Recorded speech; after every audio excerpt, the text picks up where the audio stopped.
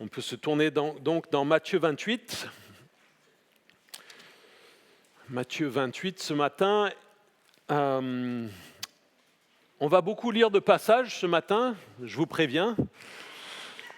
Donc si vous voulez suivre, c'est bien d'avoir une Bible. On a des Bibles papier à l'arrière.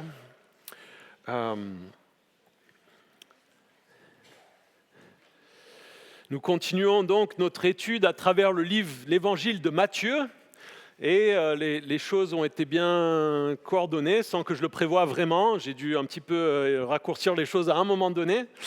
Mais qu'on tombe le jour de Pâques sur le passage qui nous concerne et qui nous parle de la résurrection de Jésus.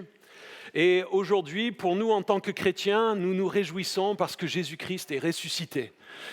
C'est avec la crucifixion le cœur de notre foi, c'est le cœur de qui nous sommes en tant que chrétiens. C'est notre joie, notre espoir, notre paix. Et alors on se tourne dans Matthieu 28, on peut peut-être lire le passage, mais ensuite on va lire un autre passage. Matthieu 28, verset 1. Après le sabbat, à l'aube du dimanche, Marie de Magdala et l'autre Marie allèrent voir le tombeau. Soudain, il y eut un grand tremblement de terre. Car un ange du Seigneur descendit du ciel, vint rouler la pierre de devant l'ouverture et s'assit dessus. Il avait l'aspect de l'éclair et son vêtement était blanc comme la neige.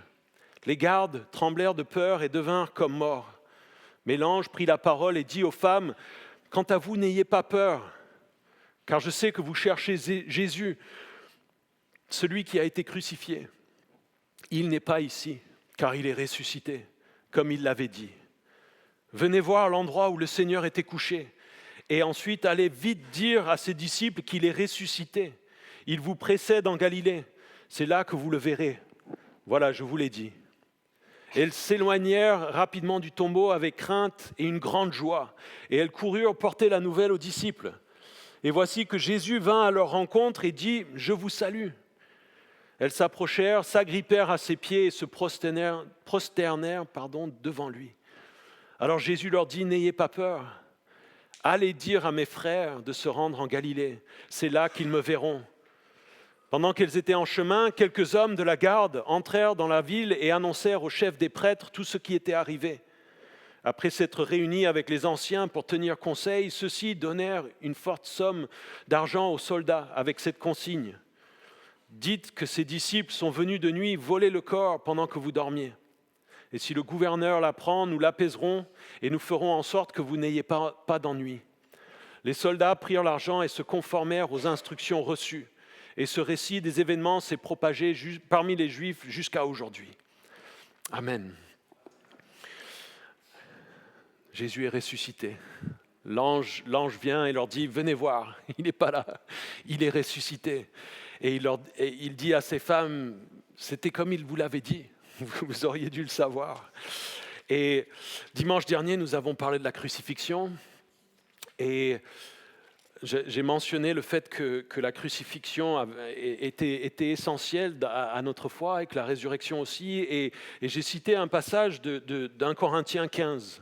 Et donc en fait, ce matin, je voulais le lire parce que ça nous permet de comprendre que cette réalité de la crucifixion et de la résurrection comme étant des faits réels, historiques, un miracle mais qui s'est réellement produit, comme étant quelque chose d'essentiel à notre foi. Pas quelque chose d'optionnel, pas quelque chose où nous pouvons dire oui, c'est une belle histoire, c'est une jolie fable, Jésus c'était un homme sympa et avec de bons principes. Jésus, le cœur, le pourquoi de sa venue, c'était ça.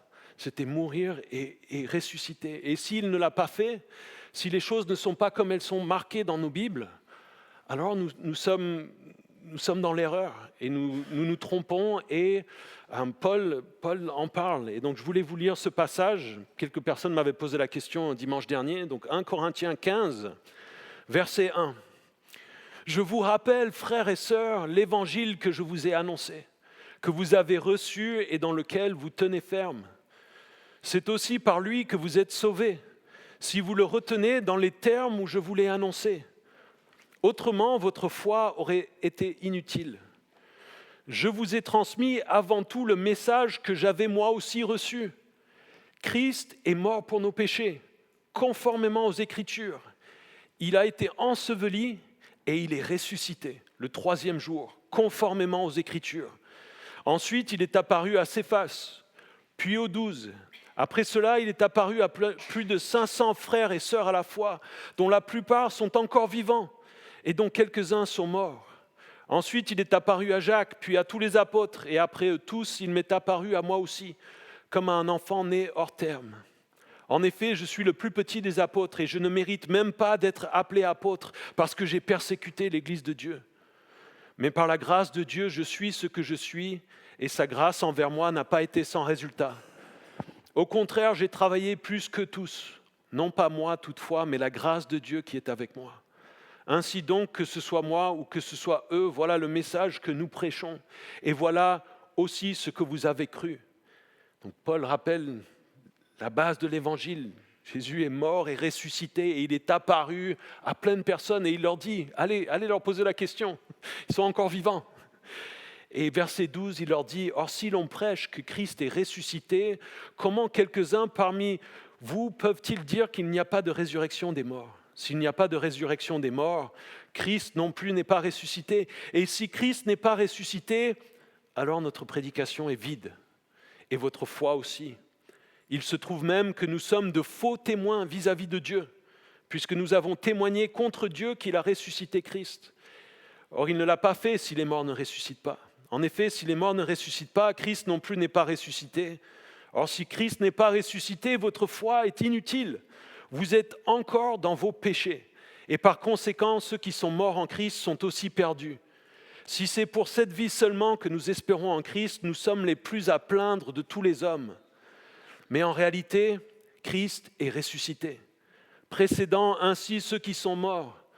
En effet, puisque la mort est venue à travers un homme, c'est aussi à travers un homme qu'est venue la résurrection des morts. Et comme tous meurent en Adam, de même aussi tous revivront en Christ, mais chacun à son propre rang. Christ en premier, puis ceux qui appartiennent à Christ lors de son retour. Ensuite viendra la fin, quand il remettra le royaume à celui qui est Dieu et Père, après avoir anéanti toute domination, toute autorité et toute puissance. En effet, il faut qu'il règne jusqu'à ce qu'il ait mis tous ses ennemis sous ses pieds. Mais lorsque Dieu dit que tout lui a été soumis, il est évident que c'est à l'exception de celui qui lui a soumis toutes choses. Lorsque tout lui aura été soumis, alors le Fils lui-même se soumettra à celui qui a soumis toutes choses, afin que Dieu soit tout en tous. Jésus est vraiment ressuscité. Paul prend une grande partie de cette lettre pour discuter, pour convaincre les Corinthiens. Il y en avait qui disaient non, c'est quoi cette histoire de Jésus ? Il n'y a pas de résurrection des morts. Et au début de l'Église, il y avait des gens qui ont remis ça en cause, et Paul dit non. Non, si Jésus n'est pas ressuscité, si Jésus n'est pas mort sur la croix et ressuscité, alors votre foi est vide. Vous êtes encore dans vos péchés, et vous êtes même des menteurs vis-à-vis de Dieu. Vous êtes des faux témoins dans ce que vous annoncez, dans ce que vous dites. Et on peut se dire, ok, d'accord, Tonio, il y a Paul qui en parle, c'est bien. Il y a ce passage, mais le Nouveau Testament est rempli et construit sur cette réalité. Les passages, tout est basé là-dessus. Notre foi est construite sur Jésus-Christ, le rocher qui est mort et qui est ressuscité. Et nous sommes en train d'étudier les mercredis soirs le livre des Actes. Et dans le livre des Actes, quand on regarde les prédications, les premières prédications de Pierre et des autres, ils parlent comme Paul. Ils annoncent Jésus-Christ mort et ressuscité, et ils ne parlent pas d'autre chose. On peut se tourner aussi dans Actes 2 pour regarder lors de la Pentecôte, lorsque l'Église naît. Pierre enseigne là-dessus. Actes 2, verset 22. Israélites, écoutez ces paroles. Donc c'est Actes 2, verset 22. Israélites, écoutez ces paroles. Dieu vous a désigné Jésus de Nazareth, en accomplissant par lui au milieu de vous des miracles, des prodiges et des signes, comme vous le savez vous-même. Cet homme a été livré suivant le projet défini et la prescience de Dieu. Vous l'avez arrêté, vous l'avez fait mourir sur une croix par l'intermédiaire d'hommes impies. Mais Dieu a brisé les liens de la mort, il l'a ressuscité. parce qu'il n'était pas possible que la mort le retienne. En effet, David dit à propos de lui, « Je voyais constamment le Seigneur devant moi, parce qu'il est à ma droite, afin que je ne sois pas ébranlé. C'est pourquoi mon cœur est dans la joie et ma langue dans l'allégresse. Même mon corps reposera avec espérance, car tu n'abandonneras pas mon âme au séjour des morts. Tu ne permettras pas que ton sein connaisse la décomposition. Tu m'as fait connaître les sentiers de la vie. Tu me rempliras de joie par ta présence. » On peut lire encore. « Mes frères, qu'il me soit permis de vous parler en toute franchise au sujet du patriarche David. Il est mort. » David, lui, est mort. Il a été enseveli et son tombeau existe encore aujourd'hui parmi nous. Or, il était prophète et il savait que Dieu lui avait juré par serment de faire surgir le Messie, un de ses descendants, pour le faire asseoir sur son trône. C'est donc la résurrection du Christ qu'il a prévue et annoncée, en disant qu'il ne serait pas abandonné au séjour des morts et que son corps ne connaîtrait pas la décomposition. C'est ce Jésus que Dieu a ressuscité, nous en sommes tous témoins. Élevé à la droite de Dieu, il a reçu du Père le Saint-Esprit qui avait été promis et il l'a déversé comme vous le voyez et l'entendez maintenant.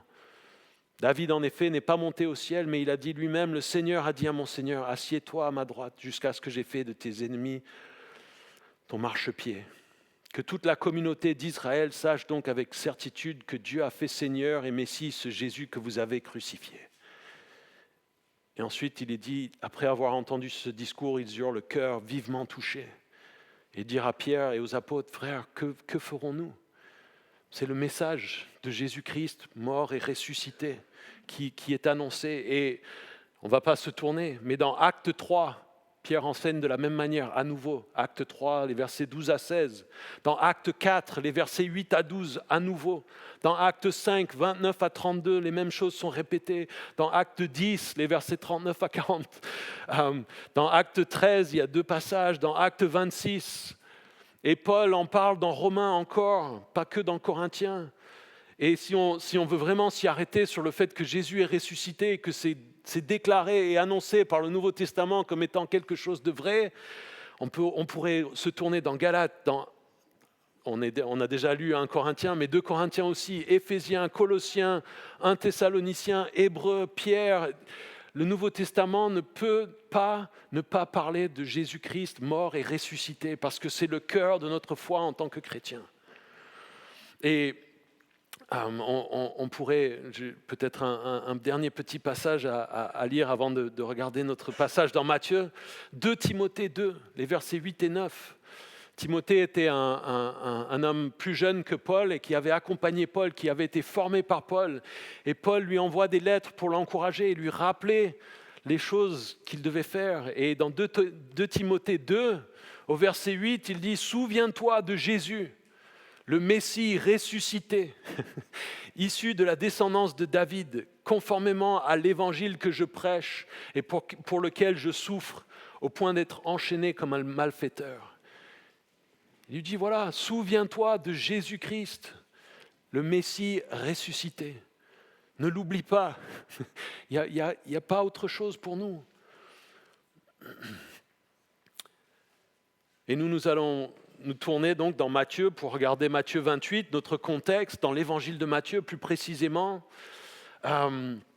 Nous avons vu dimanche dernier dans Matthieu 27 qu'il avait donc été crucifié, qu'il avait été enlevé de la croix, Joseph d'Arimathée qui était venu avec Nicodème, qui avait pris le corps, qu'il avait mis dans un tombeau neuf. J'avais mentionné le fait que le contexte nous révèle, les évangiles nous révèlent que c'était un peu fait à la hâte parce que le sabbat arrivait et il n'y avait donc pas assez de temps et ils devaient se dépêcher. Donc ils n'ont pas pu vraiment embaumer le corps de Jésus de la manière classique, ils n'avaient pas eu le temps. Et ils ont mis le corps de Jésus donc dans un tombeau neuf. Ils ont roulé une grande pierre devant l'entrée de ce tombeau. Et ils avaient scellé le tombeau avec un sceau de l'autorité romaine et ils avaient placé des gardes pour garder la tombe. Et à ce moment-là, les disciples, Les apôtres sont dispersés, sont honteux sans doute un peu d'avoir abandonné Jésus, de l'avoir renié, Pierre de l'avoir renié. J'imagine aussi qu'ils étaient dans la peur. Eux qui ont vu celui à qui ils étaient associés, leur maître, être tué de la sorte, on peut se dire qu'ils se disaient « Oula, il faut peut-être qu'on ne laisse pas nos têtes dépasser parce que sinon ils risquent de nous faire la même chose. On va pas prendre de risques. » Mais donc peut-être sans doute dans la peur de ce qui pourrait leur arriver. Et c'est dans ce contexte-là que la fin du sabbat arrive, à l'aube du dimanche. Donc c'est Matthieu 28, verset 1. Marie de Magdala et l'autre Marie allèrent voir le tombeau. Et ces deux femmes viennent pour finir la préparation du corps de Jésus. Elles viennent pour finir de l'embaumer. Ils n'avaient pas eu le temps de s'occuper, comme je viens de le dire. Et donc ces deux femmes viennent et veulent honorer Jésus. Et un peu comme lors de la crucifixion et avec ce qui s'était passé, on voit que ces femmes ont été fidèles, plus fidèles que les apôtres, que ceux qui avaient dit « Ah, nous, on mourra avec toi, on sera prêts à aller jusqu'au bout », et puis qui s'étaient dispersés. Et ces femmes sont restées fidèles, sont restées proches de Jésus quand il a été crucifié, et aussi ici, qui veulent l'honorer. Et il y a quelque chose de très beau là-dedans. Et verset 2, « Soudain, il y eut un grand tremblement de terre, car un ange du Seigneur descendit du ciel, vint rouler la pierre de devant l'ouverture et s'assit dessus. » Il y a un grand tremblement de terre. Elles sont en route et les choses tremblent. Et c'est fascinant de regarder les évangiles. Ici, on a un détail. On a parlé dimanche dernier d'un petit détail que révélait Matthieu en disant que lors de sa résurrection, il y a des tombeaux qui s'étaient ouverts et des saints qui étaient revenus à la vie et qui étaient entrés dans Jérusalem pour témoigner de qui Jésus était. Et c'est le seul évangile qui le mentionne.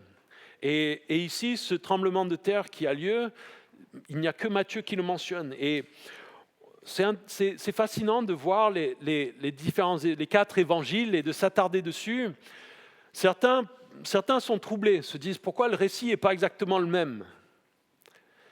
Et ils disent ça pose un problème. Et pour moi, en fait, ça valide encore plus le message des évangiles. Parce que c'est un récit qui est cohérent, qui correspond, mais qui est différent parce que c'est différentes personnes qui en parlent. Si vous avez un crime ou quelque chose qui se passe et que vous demandez à plusieurs personnes leur souvenir de l'événement en tant que témoin, s'ils vous racontent mot à mot et lettre à lettre exactement le même récit, c'est qu'ils se sont mis d'accord. C'est qu'ils ont dit, attends, on va coordonner les choses, on va se mettre d'accord, on va dire la même chose. On le voit dans beaucoup de films, les criminels qui essaient de couvrir leurs traces, il faut qu'ils se mettent d'accord. Ici, on voit que les disciples racontent les choses et chacun se souvient de petites nuances, de petites choses, d'éléments qui sont différents. Et ça donne de la dimension à ce récit de la crucifixion et de la résurrection de Jésus. Et on pourrait, c'est intéressant aussi de regarder de dire dans Matthieu il est dit ça, puis dans Luc, puis dans Jean, et donc après on a chaque détail. Mais nous regardons Matthieu, et donc on va rester dans ce contexte. Je vous encourage, si vous le voulez, cette semaine, nous fêtons Pâques aujourd'hui, lisez le récit de la résurrection de Jésus dans les autres évangiles cette semaine. Dans Marc, dans Luc et dans Jean, et voyez la richesse de ces différents récits et de ces différents témoignages qui restent d'accord sur la même chose et l'essentiel, que Jésus-Christ est mort, qu'il a été enterré et qu'il est ressuscité et qu'ils l'ont vu. Vous avez vu le témoignage de Paul ? Parfois, on peut penser que la résurrection, c'est quelque chose de fantaisiste. Paul parle comme un historien, comme quelqu'un qui dit « voilà ce que j'ai reçu, voilà ce qui nous a été transmis, voilà l'évangile. Jésus est apparu à toutes ces personnes. » Et ce petit détail, il leur dit « allez les voir, il y en a qui sont encore vivants là.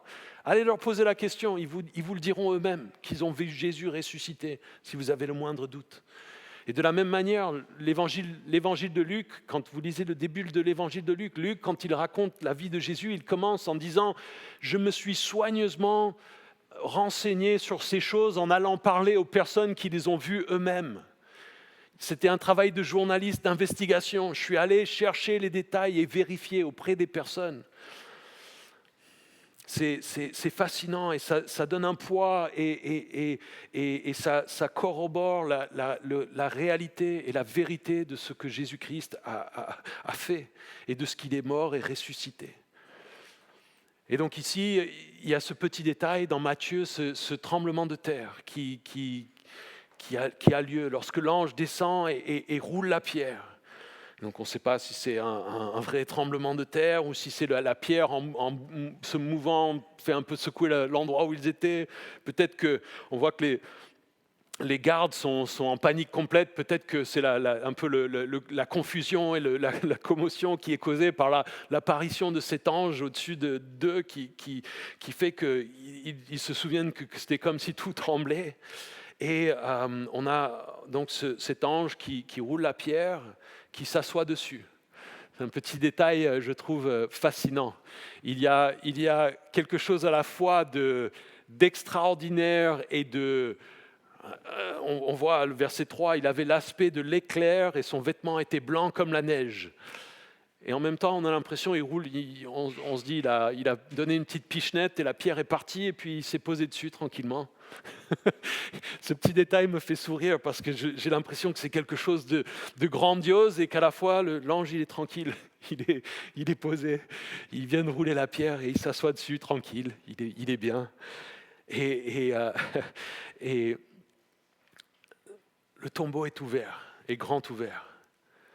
Et on voit ce détail, on va voir qu'après l'ange les invite à venir voir. Et la réalité, je pense, c'est que Jésus n'était déjà plus là. Jésus était déjà sorti et que l'ange n'avait pas besoin de rouler la pierre. L'idée, c'est pas que l'ange est venu et a libéré Jésus. L'ange est venu ouvrir la tombe pour que les gens puissent voir que Jésus n'était plus là. C'est eux qui avaient besoin de voir dedans. Jésus était déjà ressuscité. Et face à cet ange qui apparaît, qui est d'un aspect incroyable, l'aspect de l'éclair, est-ce que vous pourriez m'expliquer ce que ça veut dire ? Pas vraiment. De nos jours, avec le cinéma, avec ce qu'on arrive à faire avec les images de synthèse, on a peut-être en tête l'idée de ce à quoi peut ressembler quelqu'un qui a l'aspect de l'éclair, mais à décrire, c'est pas évident. Quoi ça ressemble. Nos cerveaux n'arrivent pas vraiment à le saisir ou à le visualiser. Et son vêtement était blanc comme la neige. Et les anges, c'est un sujet d'étude fascinant. On a peu de choses dans la Bible.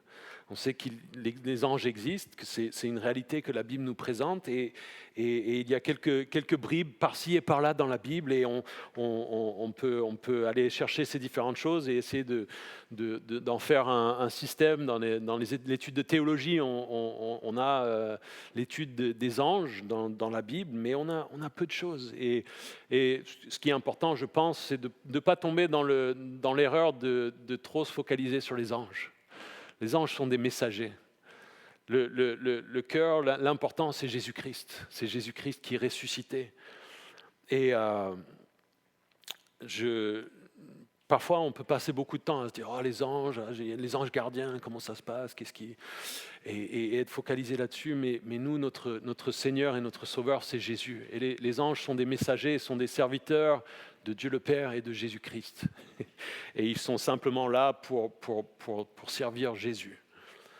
Et donc, on ne doit pas s'arrêter là-dessus, mais on voit cette image. Et puis, verset 4, on voit que les gardes tremblent de peur et devinrent comme morts.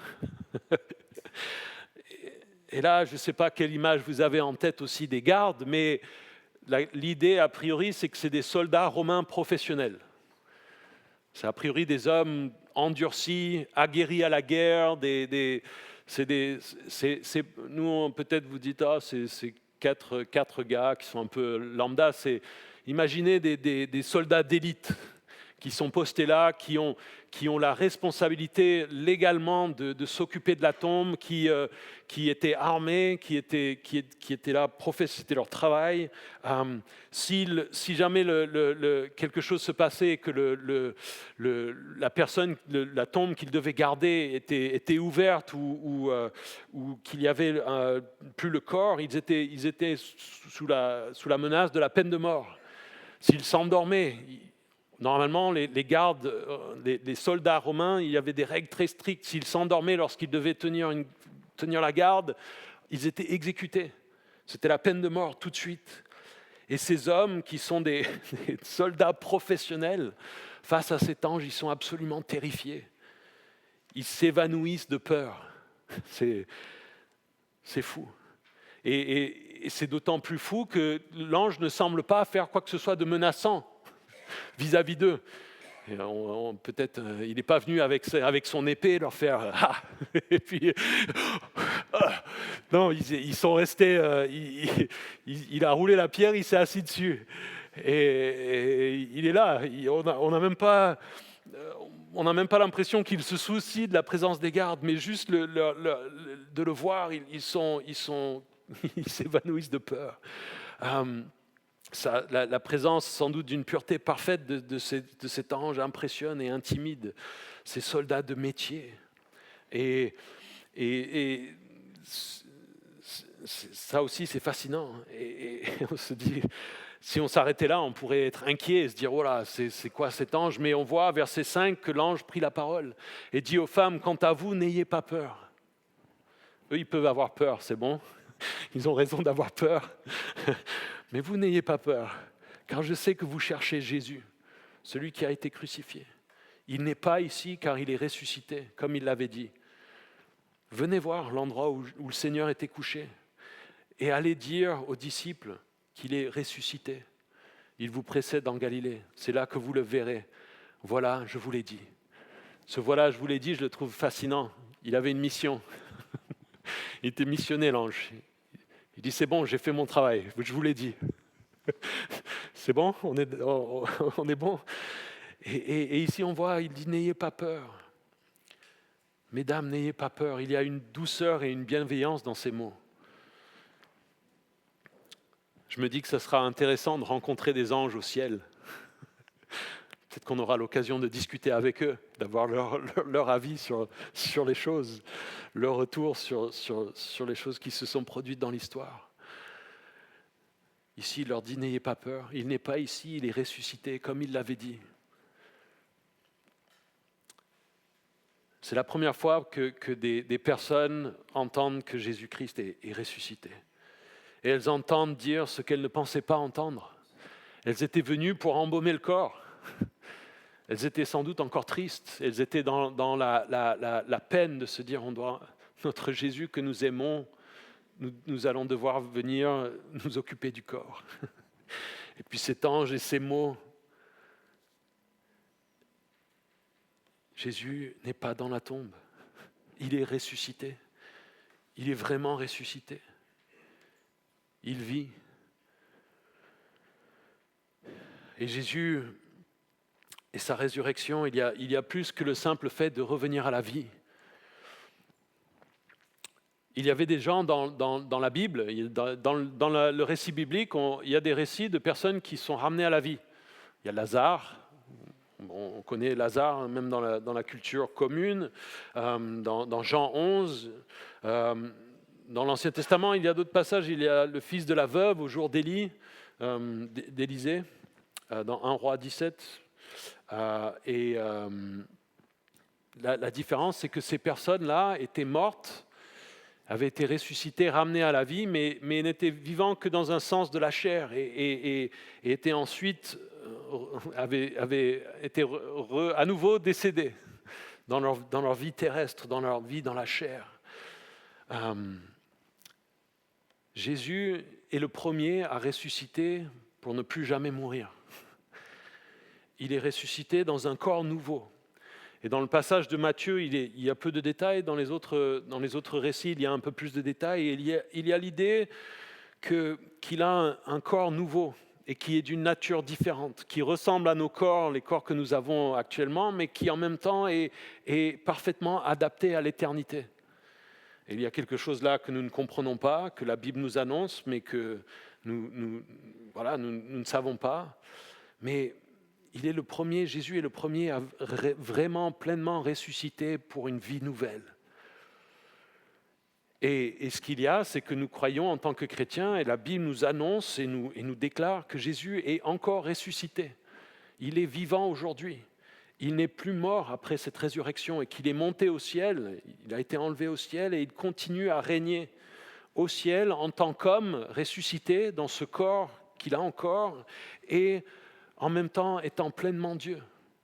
Et il y a là, encore une fois, un mystère que nous ne comprenons pas, mais qui, pour moi, est une réalité. Et il n'y a pas de tombe pour Jésus.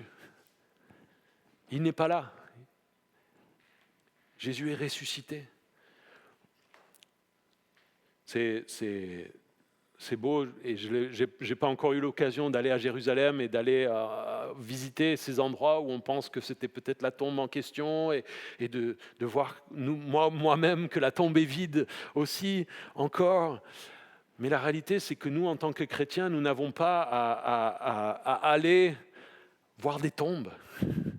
Nous n'avons pas à nous dire « on va aller encore mettre des fleurs ». Nous, en tant que chrétiens, nous nous réjouissons de ce que Jésus, aujourd'hui, est vivant. Et la Pâque, c'est pour ça que, normalement, en tant que chrétiens, nous devons avoir de la joie, parce que nous croyons en un Jésus qui est ressuscité, en un Dieu qui est venu et qui a payé pour le péché, mais qui a été accepté dans ce sacrifice et qui est ressuscité et qui est vivant aujourd'hui. Et l'ange ici leur dit à ces femmes, donc cette chose, leur dit, il est ressuscité, il n'est plus là. Et j'aime bien cette petite mention, il leur dit, comme il vous l'avait dit.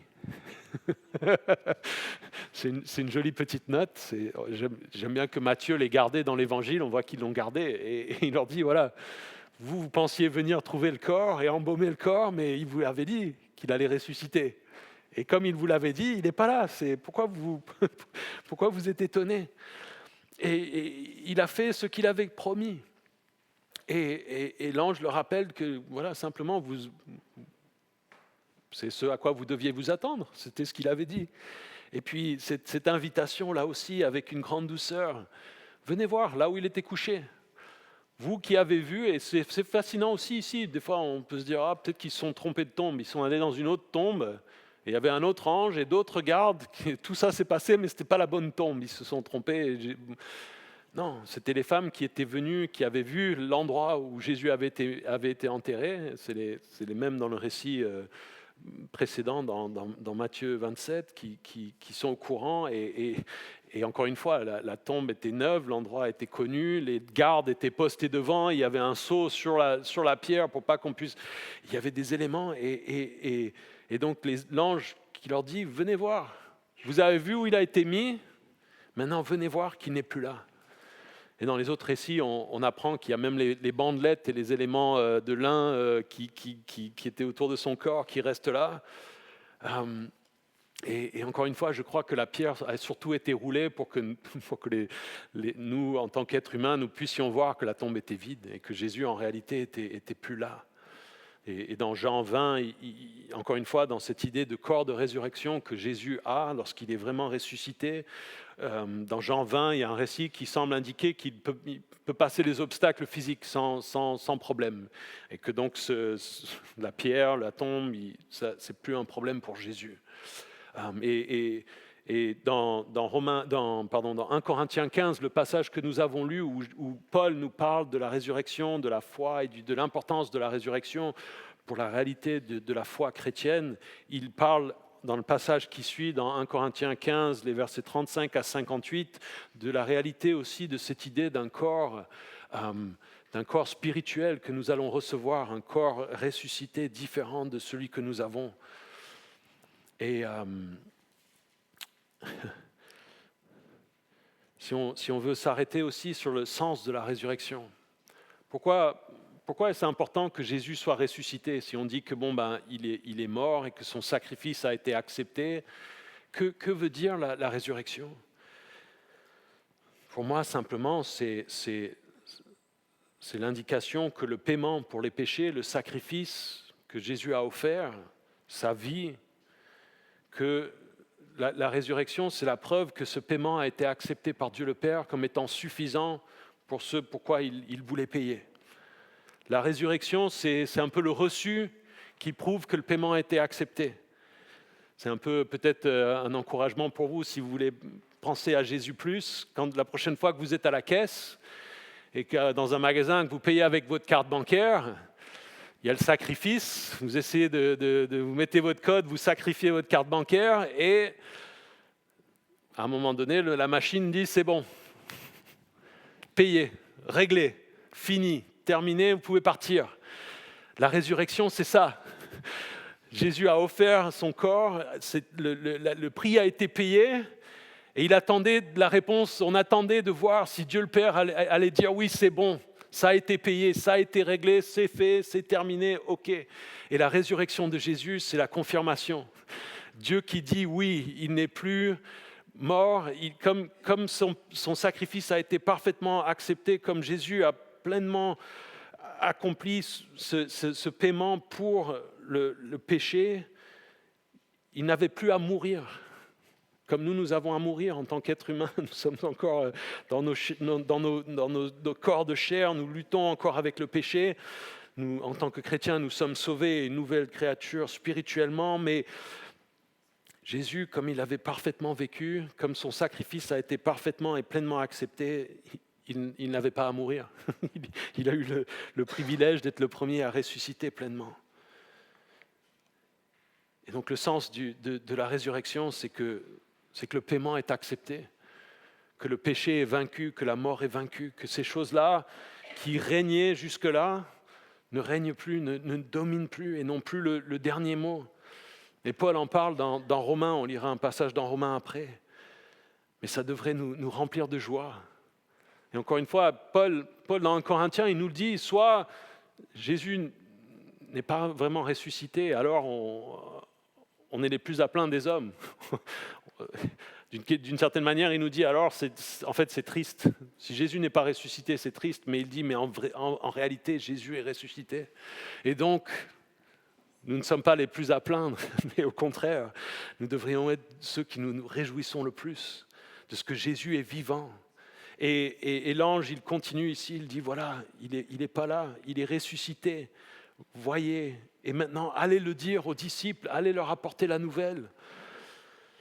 L'ange donne un ordre à ces femmes. Elles sont les premiers messagers de l'évangile avec la résurrection, la bonne nouvelle de la résurrection de Jésus. Et comme ces femmes étaient parmi les seules qui, à ce moment-là, étaient prêtes à se voir associées à Jésus, d'une certaine manière, c'est un honneur approprié. Les disciples ne sont pas venus chercher à embaumer le corps à ce moment-là. Elles sont venues essayer d'honorer Jésus. Et elles sont honorées en retour. Et on voit que les premiers à avoir ce message de la résurrection, ce ne sont pas les grands hommes de l'Église, ceux qu'on pourrait penser, les apôtres, les chefs. C'est des personnes simples qui cherchent à honorer Jésus, à lui obéir, à lui être fidèles. Et il leur dit, il vous précède en Galilée. Il leur dit, voilà, il va aller en Galilée, c'est là que vous devez le rejoindre. Et là, il y a quelque chose de beau. Parce que l'ange aurait pu dire, bon, il est ressuscité, il n'est plus là, et puis c'est bon, quoi. Il est reparti au ciel, vous le verrez après la mort. Mais non, il y a encore une relation avec Jésus, vous allez le voir. Et cette vérité est encore meilleure. Il est ressuscité pour avoir et pour continuer à avoir une relation avec ses disciples, avec ses femmes. Et verset 8, elles s'éloignèrent rapidement du tombeau avec crainte et une grande joie. Et elles coururent porter la nouvelle aux disciples. Elles obéissent, remplies d'émotions. Là aussi, j'essaie d'imaginer, c'est difficile. Les montagnes russes, le coup du lapin qu'elles ont pris en termes émotionnels entre Jésus qui est mort, elles viennent pour embaumer un corps. C'est quand même quelque chose d'infiniment triste et grave. et puis elles arrivent et il y a le tremblement de terre et il y a l'ange et les gardes et l'ange qui leur parle. Et elles partent et ici on voit avec crainte et une grande joie. C'est des choses, c'est des émotions vraiment partagées. Moi, ça m'arrive rarement de dire je suis dans la crainte et une grande joie. Je flippe et je suis trop joyeux. On ne sait pas ce qui se passe, quoi. C'est avec crainte et une grande joie. On ne sait pas trop, mais le truc là qui a l'aspect de l'éclair, qui a l'air, on va pas. Les gardes, eux, ils sont évanouis. Nous, il nous a dit de faire quelque chose, on y va, quoi. Elles font exactement ce que l'ange leur avait ordonné de faire. Elles vont vite chercher à obéir. Et ici, elles vont voir Jésus, verset 9. Jésus les croise et il y a quelque chose de magnifique là-dedans, mais aussi quelque chose d'essentiel, je crois, pour nous en tant que chrétiens. Si vous voulez voir Jésus à l'œuvre, si vous voulez voir la réalité de Dieu et de qui il est à l'œuvre dans vos vies, on voit les récits de la Bible et des fois on se dit « Ah, je ne vois pas ça trop dans ma vie ».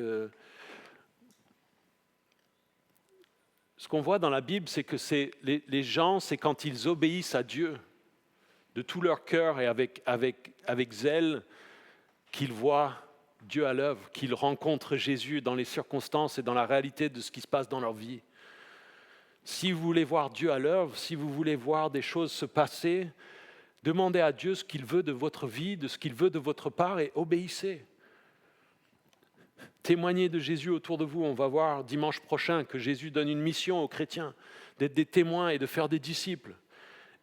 Aimez les personnes autour de vous. Parlez-leur de Jésus. Lisez vos Bibles, priez. Passez du temps entre chrétiens à vous encourager dans la foi. Enseignez et apprenez aux autres comment vivre pour Jésus. Lancez-vous dans l'objectif d'obéir à Jésus et vous allez le rencontrer de manière inattendue mais magnifique. Si, au contraire, vous vous dites « je vais venir à Jésus pour obtenir ce que je veux », vous n'allez pas voir. Et je crois que souvent, en tant que chrétien, on se trompe, on vient à la foi et on dit « bon, ben, Jésus, voilà mon programme, j'espère que tu m'aideras à l'accomplir. » Ok ? Et on prie, et oh, Dieu aide-moi, et parfois, par sa grâce, il nous aide dans ses projets. Et ça ne veut pas dire non plus qu'il va nous refuser ces choses. Parfois, il nous permet de nous lancer dans ces choses.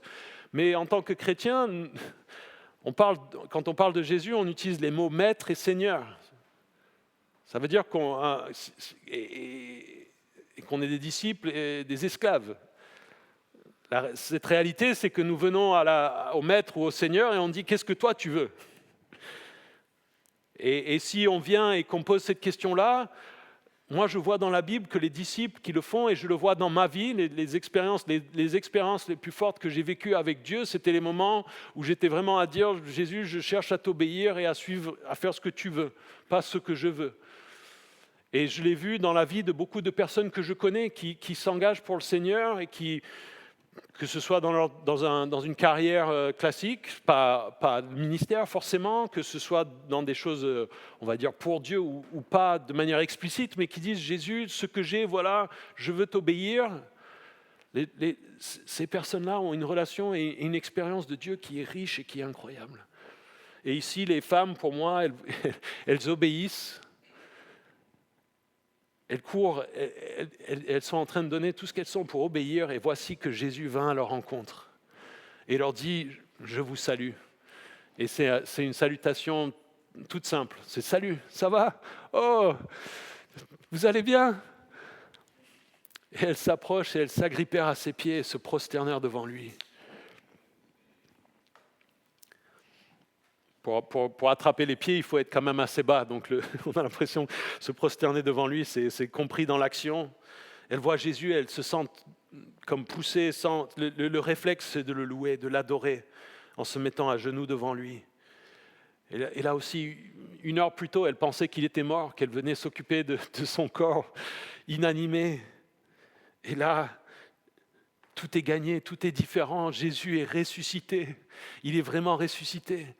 Et Jésus reçoit cette louange. Et je le note, encore une fois, dans la Bible, n'est pas approprié pour les hommes d'être loué, ni pour les anges. Il n'y a que Dieu seul qui doit être loué. Un des 10 commandements, c'est de ne pas avoir d'autre Dieu.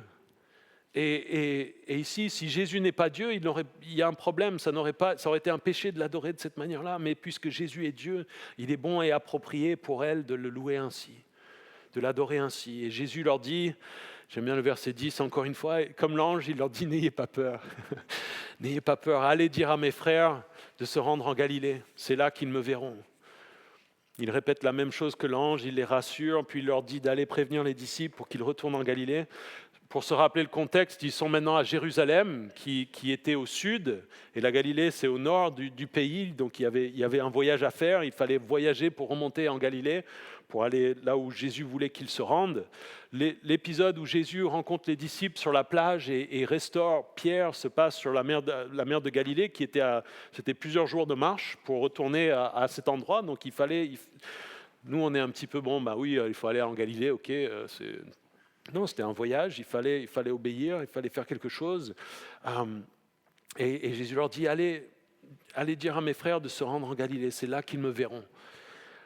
Et un pasteur que j'aime bien résumer ici, disait, on pourrait résumer la vie chrétienne avec 4 commandements. Viens, vois, va et dis. Est-ce que nous venons à Jésus ? Est-ce que nous voyons la réalité de qui il est ? Est-ce que nous allons faire sa volonté ? Est-ce que nous disons ces choses aux gens autour de nous ? Et ici, il y a un détail qui est magnifique.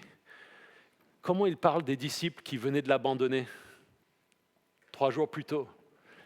Il dit « mes frères ». C'est le premier moment dans la Bible que Jésus leur parle avec ce qualificatif-là. Avant, il ne leur avait jamais adressé la parole en leur disant qu'ils étaient ses frères. Il y a là une tendresse et une douceur déjà chez Jésus qui, eux, étaient sans doute honteux. Comme on l'a dit, dans la peur, quelques heures avant la crucifixion de Jésus, ils étaient là à dire « ouais, on mourra avec toi, on t'abandonnera jamais, on ira jusqu'au bout, on est là avec toi ». Et on voit Pierre et les autres qui disparaissent dans la foule. Il y a une petite fille qui vient dire « toi aussi, tu étais avec lui ?» Non, je jure, qui utilise des gros mots pour dire « non, je n'étais pas avec Jésus, je ne le connais pas, je ne sais pas qui c'est cet homme ». Et la honte qui devait être là après. Et de voir Jésus qui dit « allez dire à mes frères ». Cette grâce et cette douceur de Jésus qui est là. Il aurait pu dire « allez dire à ces misérables traîtres ». À ces pauvres gars ridicules, à ces mecs qui m'ont lâché là. Allez leur dire que je sais. Nous, on aurait peut-être parlé comme ça. Allez dire à ces infidèles, à ces mauvais gars là. Je les tolère, je veux bien les revoir un jour. Ils m'ont laissé tomber, mais allez dire à mes frères que j'aime. Il les réconforte avec ce terme si tendre. J'imagine que quand les femmes sont venues parler aux disciples, qui se sont dit « ouais, il a utilisé ce mot-là, vraiment ?» Et verset 11, « Pendant qu'elles étaient en chemin, quelques hommes de la garde entrèrent dans la ville et annoncèrent aux chefs des prêtres tout ce qui était arrivé. » Les hommes de la garde, donc, c'est intéressant qu'ils ne vont pas voir leur chef militaire. Ils étaient en danger de mort, après tout, là, avec ce qui s'était passé. Normalement, c'était... les Romains, ils rigolaient pas avec ça. On a plein de récits dans l'histoire. On connaît l'armée romaine et les principes de l'armée romaine, de comment ça fonctionnait. Et s'endormir ou perdre un mort, que les gens puissent venir et ouvrir une tombe qu'on est censé garder, qui a été scellée et on n'a pas tenu la garde. C'était normalement une condamnation à mort immédiate. Et donc ils viennent voir, plutôt que leur chef militaire, ils viennent voir les chefs des prêtres, les responsables religieux juifs. Ils leur racontent ce qui s'est passé. Et les chefs des prêtres essaient alors de couvrir l'histoire, de dire on va trouver un moyen.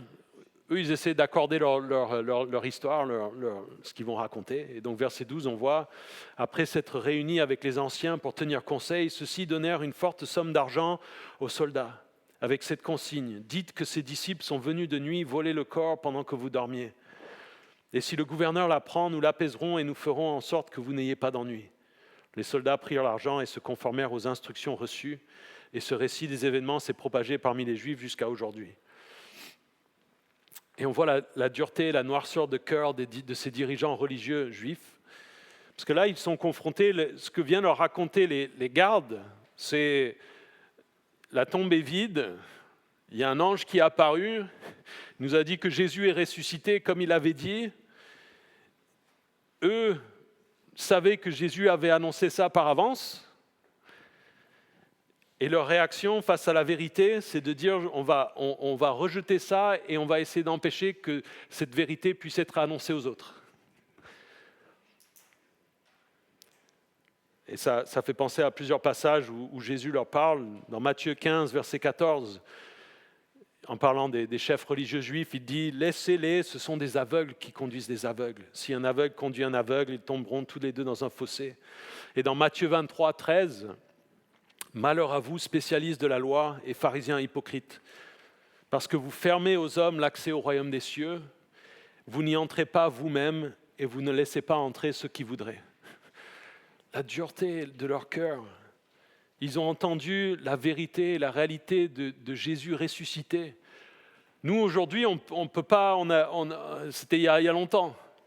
Vous imaginez, le jour même, ils pouvaient aller eux-mêmes voir, peut-être qu'ils auraient pu voir l'ange eux-mêmes, ils auraient pu s'enquérir de la chose et voir que c'était vrai, que ce Jésus, tout ce qu'il avait dit, que ça s'était réellement passé. Ils avaient compris que c'était ce qu'il avait annoncé eux-mêmes. Ils avaient dit, à la fin du chapitre 27, ils avaient dit, souvenez-vous de ce qu'il a dit, donc on va faire sceller le truc et on va mettre des gardes. Et ça se passe quand même. Et ils disent, oh là, alors on va couvrir. Et ils donnent de l'argent aux soldats, ils leur disent, voilà ce que vous allez raconter. Ils veulent étouffer l'affaire. Et leur tentation de dissimulation révèle leur bêtise. Si on réfléchit très logiquement à ce qu'ils choisissent de dire, ils disent aux gardes, dites que vous vous êtes endormis et que les disciples sont venus voler le corps. Si on réfléchit très logiquement, pour croire cela, il faudrait que tous les soldats aient été complètement endormis. Donc déjà, c'est des soldats romains professionnels qui savent qu'ils sont coupables et qu'ils sont potentiellement, ils vont être mis à mort si jamais ils s'endorment.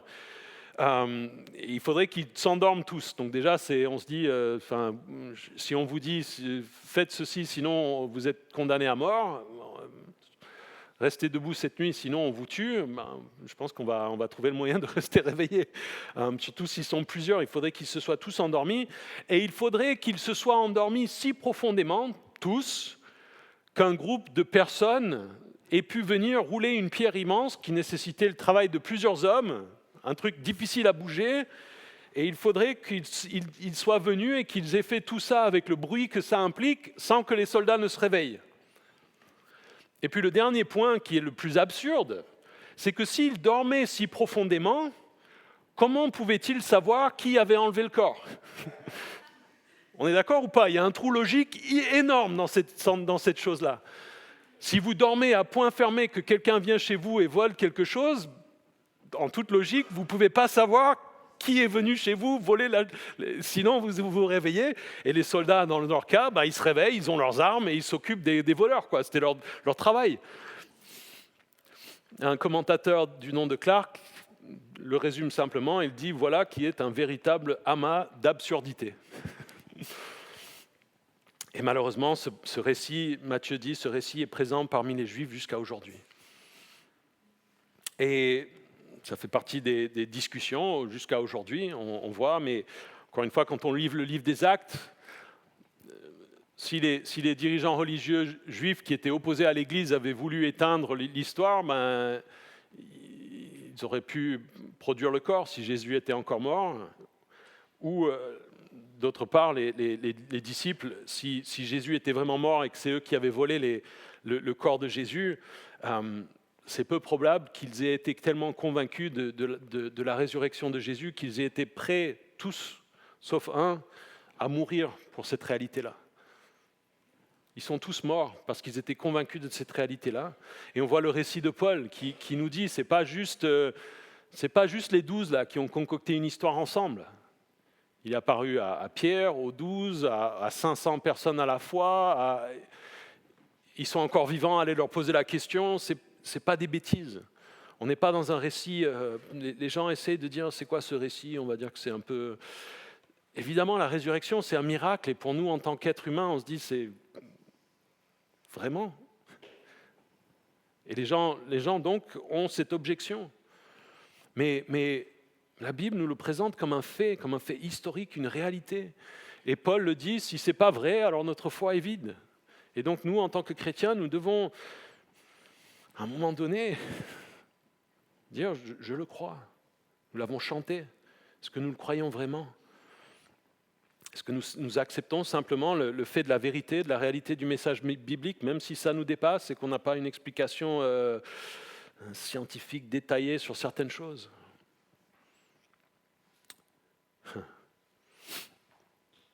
Il y a ce prédicateur Spurgeon qui nous dit « Je suppose, mes frères, que nous verrons peut-être surgir des hommes un jour qui douteront qu'il n'ait jamais existé un homme tel que Jules César ou Napoléon Bonaparte. Et lorsque cela arrivera, lorsque toute histoire digne de foi sera jetée au vent, alors seulement, pourront-ils commencer à remettre en question la résurrection de Jésus-Christ d'entre les morts. Car ce fait historique est attesté par plus de témoins que presque n'importe quel autre fait consigné dans l'histoire, sacré ou profane. Il y a un poids historique réel à la résurrection de Jésus. Et nous disons parfois que si les gens nous répondent « Pourquoi est-ce que je crois que Jésus est vivant ?» Parfois, en tant que chrétien, on peut dire parce que je le connais, parce que je le sais, parce qu'il vit dans mon cœur ou des choses comme ça. Un pasteur, un ami à moi disait « Ce n'est pas la meilleure façon de prouver que Jésus est vivant. Il vit parce que les preuves historiques nous imposent de croire à la résurrection de Jésus. Si nous ne pouvons croire quoi que ce soit en matière d'histoire, nous pouvons croire le témoignage fiable et confirmé de ces témoins oculaires. Jésus-Christ est ressuscité des morts. Il est vraiment ressuscité. » Et donc, pour conclure aujourd'hui ce message sur la résurrection, je note que dans ce passage, 2 fois, il est dit « N'ayez pas peur ». Nous n'avons plus, en tant que chrétiens, à craindre le monde, la chair, Satan, ni même la mort. Parce que Jésus-Christ est ressuscité, parce que notre foi n'est pas vide, parce que Jésus a vraiment fait ce que la Bible nous dit qu'il a fait. Et nous n'avons plus à avoir peur. Nous pouvons être dans la joie et en ce dimanche de Pâques, nous réjouir et dire « J'ai pas à avoir peur, Jésus est ressuscité. Je peux être tranquille. » Il y a un monde qui est contre la foi chrétienne, il y a notre chair qui lutte contre notre obéissance, contre nous, il y a un ennemi réel, Satan, qui s'oppose à nous, il y a la mort encore, qui nous fait peur, on se dit qu'est-ce qu'il y a après ça ? Mais la Bible nous dit nous n'avons pas à avoir peur. Et pour conclure, je voulais lire Romains 8 ensemble.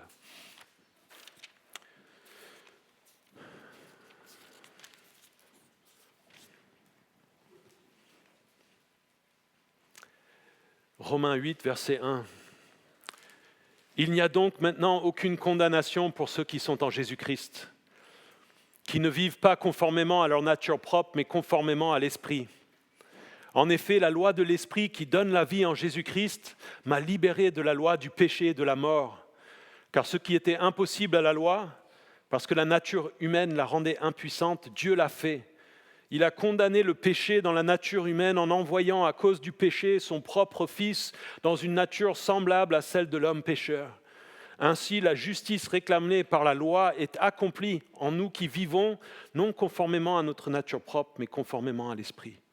En effet, ceux qui se conforment à leur nature propre se préoccupent des réalités de la nature humaine, tandis que ceux qui se conforment à l'Esprit sont préoccupés par ce qui est de l'Esprit. De fait, la nature humaine tend vers la mort, tandis que l'Esprit tend vers la vie et la paix. En effet, la nature humaine tend à la révolte contre Dieu, parce qu'elle ne se soumet pas à la loi de Dieu et qu'elle n'en est même pas capable. Or, ceux qui sont animés par leur nature propre ne peuvent pas plaire à Dieu. Mais quant à vous, vous n'êtes pas animés par votre nature propre, mais par l'Esprit, si du moins l'Esprit de Dieu habite en vous. Si quelqu'un n'a pas l'Esprit de Christ, il ne lui appartient pas. Et si Christ est en vous, votre corps, il est vrai, est mort à cause du péché, mais votre esprit est vie à cause de la justice.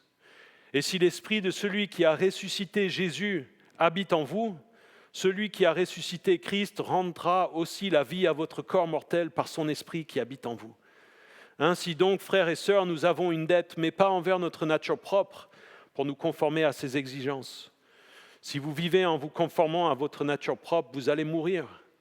Mais si par l'Esprit vous faites mourir les manières d'agir du corps, vous vivrez. En effet, tous ceux qui sont conduits par l'Esprit de Dieu sont fils de Dieu. Et vous n'avez pas reçu un esprit d'esclavage pour être encore dans la crainte, mais vous avez reçu un esprit d'adoption par lequel nous crions « Abba, Père ». L'Esprit lui-même rend témoignage à notre esprit que nous sommes enfants de Dieu. Or, si nous sommes enfants, nous sommes aussi héritiers, héritiers de Dieu et co-héritiers de Christ. Si toutefois nous souffrons avec lui afin de prendre aussi part à sa gloire. J'estime que les souffrances du moment présent ne sont pas dignes d'être comparées à la gloire qui va être révélée pour nous. De fait, la création attend avec un ardent désir la révélation des fils de Dieu. En effet, la création a été soumise à l'inconsistance, non de son propre gré, mais à cause de celui qui l'y a soumise. Toutefois, elle a l'espérance d'être elle aussi libérée de l'esclavage, de la corruption, pour prendre part à la glorieuse liberté des enfants de Dieu.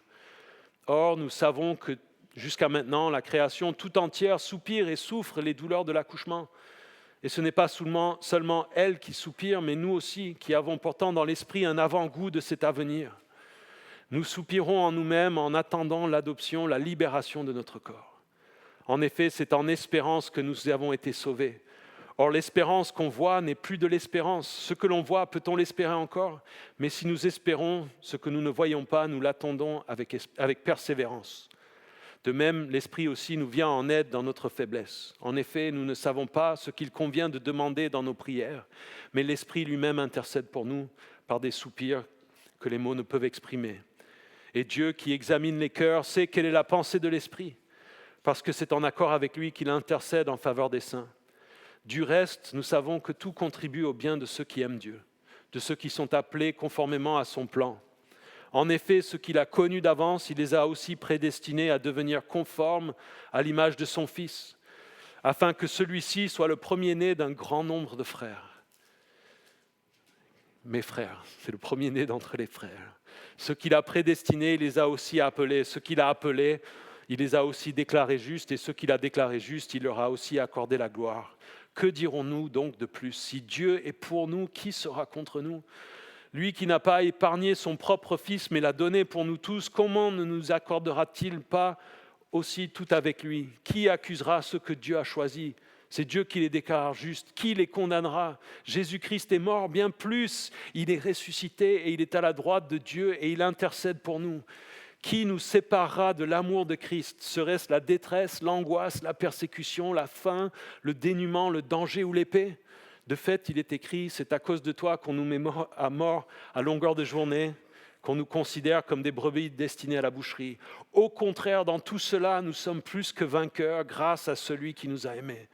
En effet, j'ai l'assurance que ni la mort, ni la vie, ni les anges, ni les dominations, ni le présent, ni l'avenir, ni les puissances, ni la hauteur, ni la profondeur, ni aucune créature ne pourra nous séparer de l'amour de Dieu manifesté en Jésus-Christ, notre Seigneur, qui est ressuscité.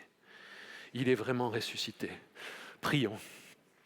Mon Dieu, merci pour ce temps ce matin et merci pour cette réalité. Je te demande de